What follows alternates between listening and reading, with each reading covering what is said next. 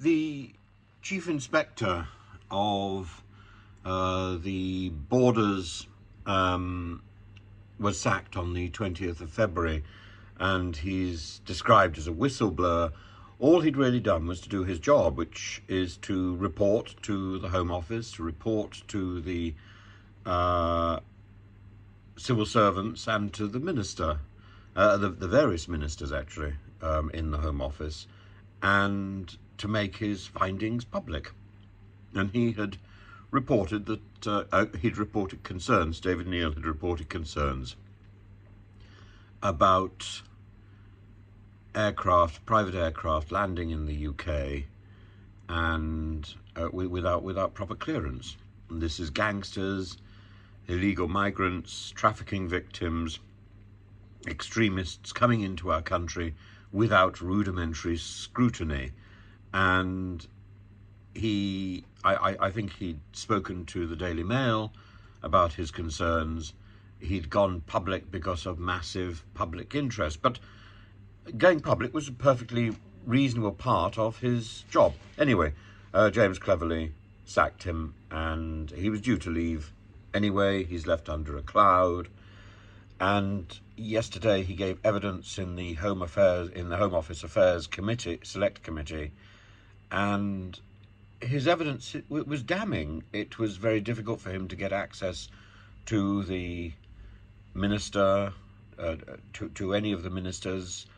He'd met the current Home Office Minister, James Cleverly, once, said that he thought he was an improvement on the last one.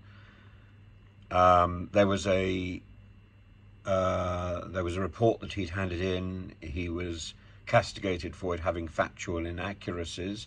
It was handed in on the 14th of February, but in fact he pointed out in the committee that all reports had factual inaccuracies. It was not unusual. Data was regularly questioned, and there was a robust approach of questioning and defending the data, and that was part of his job. But he said it was increasingly difficult to access the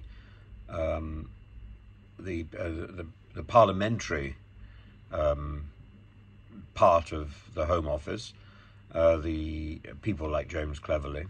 And he also pointed out that the Windrush recommendations, particularly recommendation 10, which was agreed 3 years ago, there's been no progress on that at all. It's just been shelved. What his testimony demonstrates is a casualness and an inadequacy across the Home Office, and certainly from its leaders. And it's, we've had a series of appalling Home Office ministers: Suella Braverman, Priti Patel, James Cleverly, who've all drawn attention to themselves for their inadequacy. And yet it's the people under them who are fired. It's the people under them who are taking the rap.